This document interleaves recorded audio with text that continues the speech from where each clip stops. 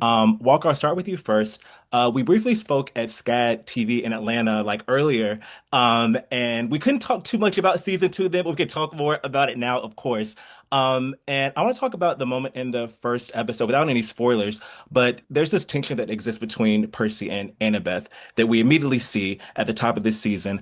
How can you speak to how that may inform their dynamic throughout the rest of the season?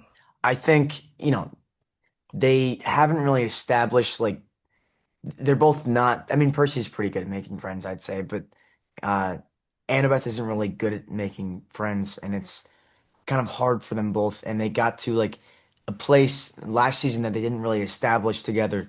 And so like starting off this season, it's like they they they don't really know where they stand with each other. They don't know like uh you know, I don't think they're at the point where like they know they have feelings, but I think there's something there that's like they missed each other and they don't really want to talk about that yet, Yeah. you know?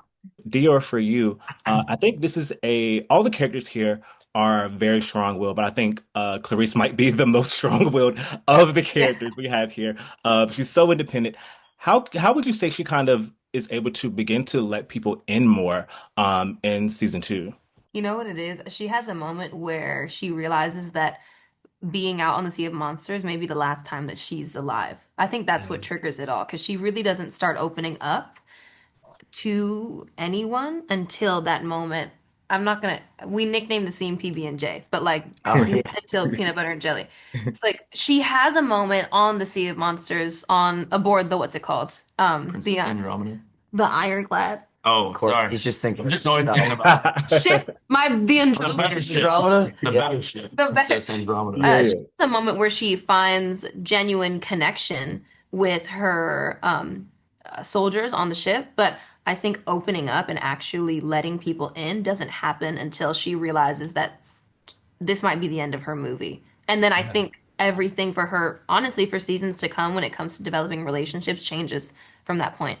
Yeah, yeah, absolutely, absolutely. And Charlie, for you, I think we're seeing a different Luke in this season one. He doesn't have to like, I guess, juggle these different versions of himself, but at the same time, Yeah. we get to see additional layers of him as well. So what do you think, what are you most excited about for fans to see about your character this season now that we kind of get to see a fuller picture of him per se?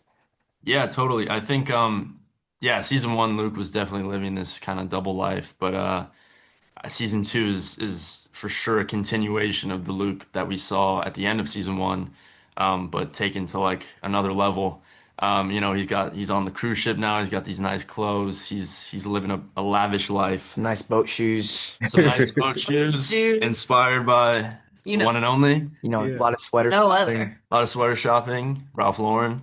Mm. But yeah, no, I think what's great about the show, obviously, is it's not just Percy's POV. So we get Yeah. to expand all the characters and really dive deep into why they're doing what they're doing. Mm. And we get to kind of see like the revolutionary version of Luke this season. And it becomes clear that he's fighting for everyone. He's fighting for equality and he's trying to create this better world for every demigod, but also just every like living being that is sort of just pawns to the god or just under the grasp of the gods. So, and that becomes very clear. And he makes some really good points. And I think You hopefully always make him sound so like great. Like I want to like this sounds so It's amazing. almost like a Thank political you. speech. Yeah, exactly. Every time I hear him, like, yeah, Yeah, that sounds great. dude, that Yeah. makes so much well, sense. Yeah. it's all true though. It's I'm all like, oh, you know what? you Yeah. have to watch part I'm of it. buying in, Remember. I'm buying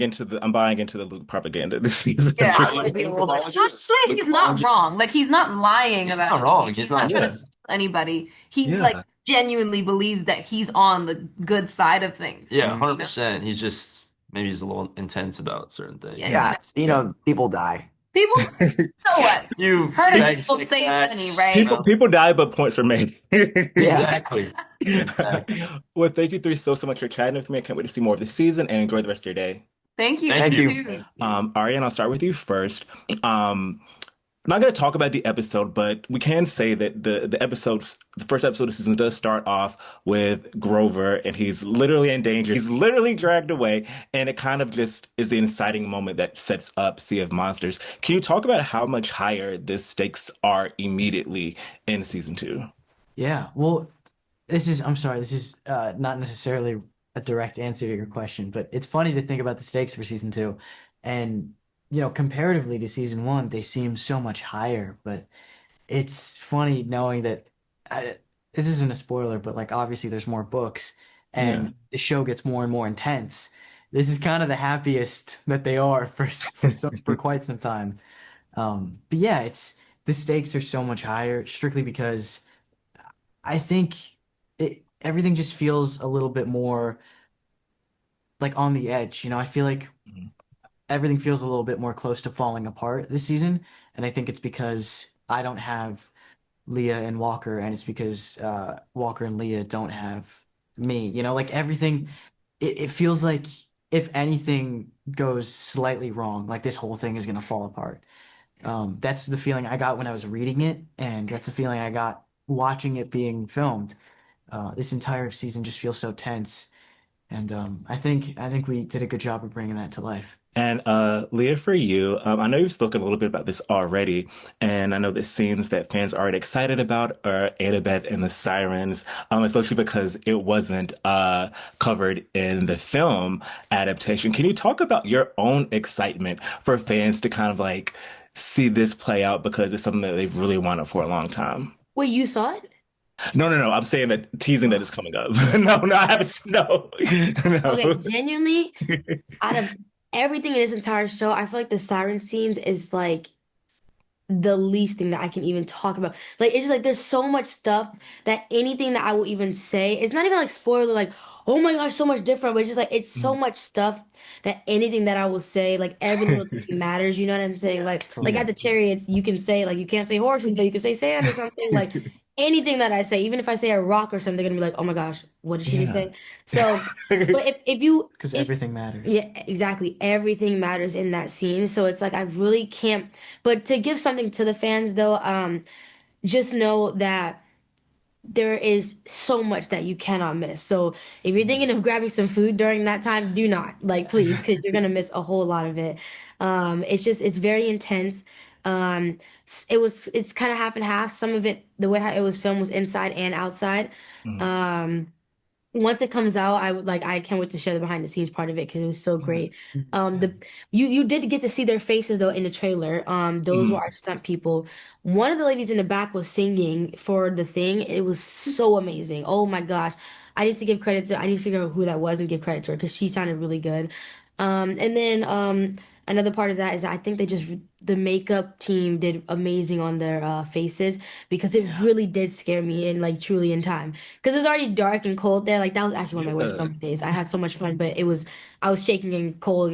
But it was so good. That's how good. That's why I want you guys to see it. Now I'm so excited. I'm so excited for it. I'm so like now I have to see it like Yeah, now. that's my little secret thing though, is that it's so intense that anything that I say will give it away. That's the Yeah. secret Totally. basically. Yeah, yeah. And lastly, really quick, Daniel, for you, Tyson is such a beloved character. I think that cannot be underestimated how beloved he is by the fans. How does this character challenge you? Because I know emoting for a character like that is probably much different from any other type of character, because you know, the one eye and everything. So, how would you describe that? Yeah, I mean, honestly, the one eye aspect really wasn't that tricky. It was in terms of the actual emoting.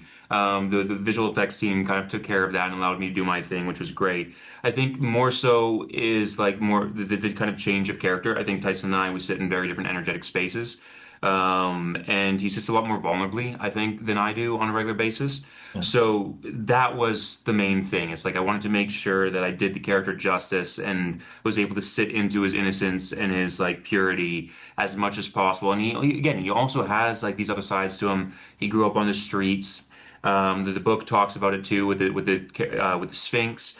So he's gone through a lot to get here. And so how do we show his impact without losing sight of all these kind of the inner nature of him just being a loving protector? So that was kind of the trick of like how do I walk that line without going one way or the other too far. But hopefully, kind of giving the audience something that everybody can relate to in different type of ways. Well, thank you three so much for chatting with me. Can't wait to see more of the season and enjoy the rest of your day. Thank you Thank you so so much. much. You as Have a good well. rest of your day.